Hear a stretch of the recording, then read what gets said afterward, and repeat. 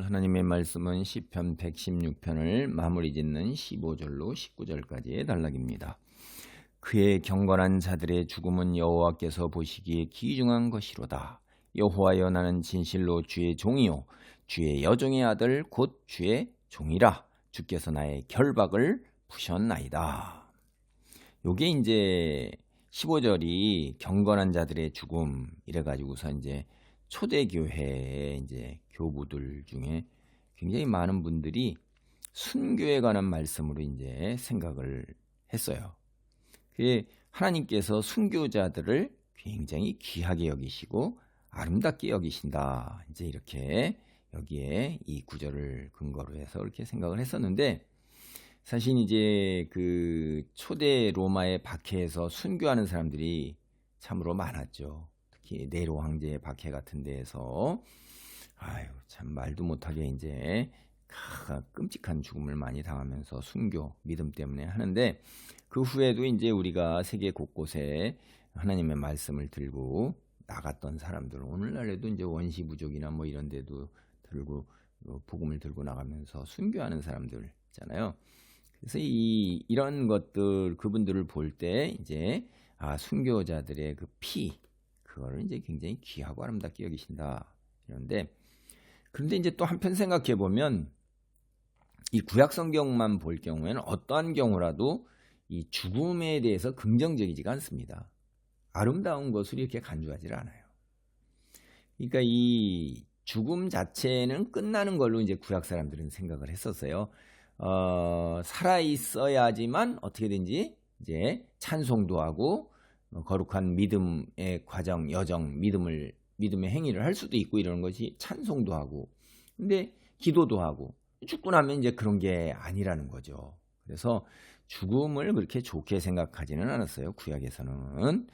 이제 이게 우리가 보면 이런 것에서 이제 근거를 하게 되면, 현대인의 성경이나 이제 유대인의 성경, 그리고 NRS라고 New Revised Standard Version 뭐 이런 영어 성경 같은 경우는 이거를 통탄할 것, 그의 경건한 자들의 죽음은 여호와께서 보시기에 통탄할 것이다, 이렇게 얘기하는 거예요. 그러니까 경건한 자들, 여호와의 백성과 주의 종들, 이런 생명을 굉장히 귀하게 보시기 때문에 여호와께서도 그렇게 쉽게 허락하시지 않는다는 거예요. 이 죽음을 갖다가 하나님의 자녀, 백성들의.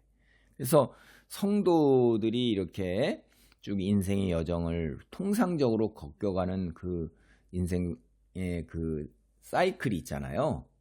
그런 정도의 한 생을 살아가는 거를 갖다가 하나님께서 허락하시고, 그런 사람들 중간에 일찍 걷어가는 것, 이런 것도 하나님께서 그렇게 크게 기뻐하시는 일이 아니다. 그리고 또 그렇게 쉽게 허락하시는 일이 아니다. 라고 그러는 게 이제 보통 이제 우리가 생각해 볼 수 있는 것들이에요. 성경을 근거로 해보면. 그래서 죽는 것보다는 살기를 더 기뻐하신다. 한 사람의 생명이 온 천하 우주보다 귀하시다고 하신 분이란 말이에요. 그래서 주님의 이제 여기를 보면 진실한 종으로 살려고 노력하는 자신을 하나님이 그렇게 살도록 결박을 풀어주셨다 하는 얘기예요. 이게 우리가 뭐냐면 이 116편이 굉장히 생사의 기로에 서 있는 큰 위기와 환난을 겪었다고 그랬잖아요. 사망의 줄이 두르고 수월의 고통이 이르렀고 환난과 슬픔을 만난, 그러니까 거의 이제 죽게 되었을 때 그 죽음으로부터 해방시켜 주셨다 이 말이에요. 하나님이 이게 뭐예요? 죽음을 허락하는 것보다는 살도록 하신다는 거죠.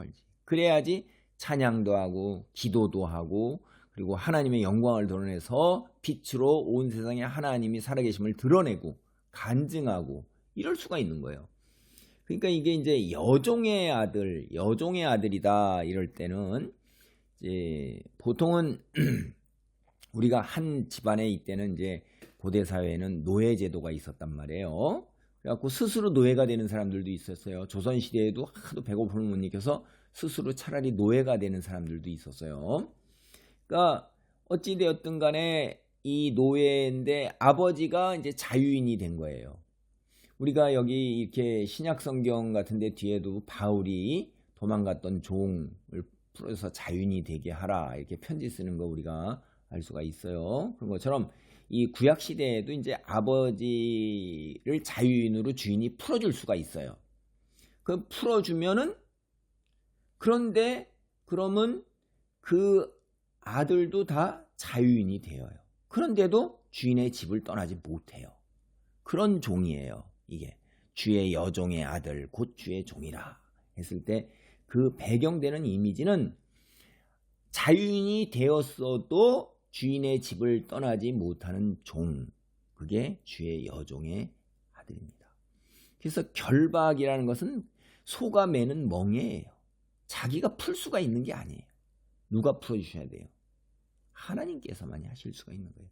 주인만이 할 수가 있는 거죠. 소가 자기 멍에를 어떻게 해요? 그 주인이 해줄 수 있죠.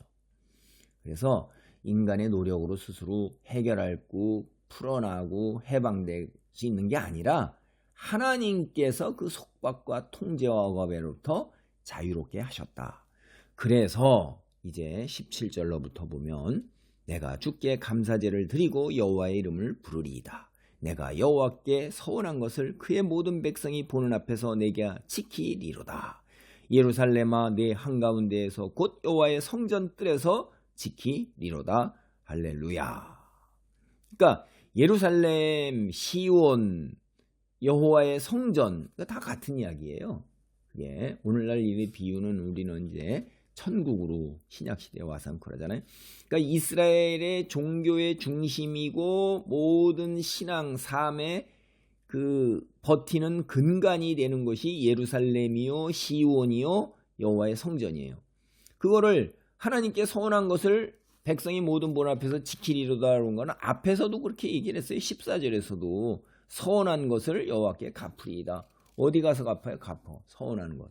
생사의 기로에 섰을 때 하나님 나를 살려주시면 제가 주께 평생 기도하고 찬양하고 주께서 나에게 구원으로 인도하신 것을 증거하겠나이다 간증하겠나이다 라고 한 서원한 것을 성전에 가서 구약시대는 제사장을 찾아가고선 서원한 거를 내가 이래 서원했는데 여호와께서 나를 이렇게 해결해 주셔서 구원을 하셨나이다. 그래 내가 이렇게 이제 감사제를 드리러 왔나이다. 화목제를 드리러 왔나이다. 이렇게 얘기하는 거예요. 그러면 그 제사장이 거기서 그를 위해서 가져온 걸로 이제 감사제, 화목제를 드리는 거죠.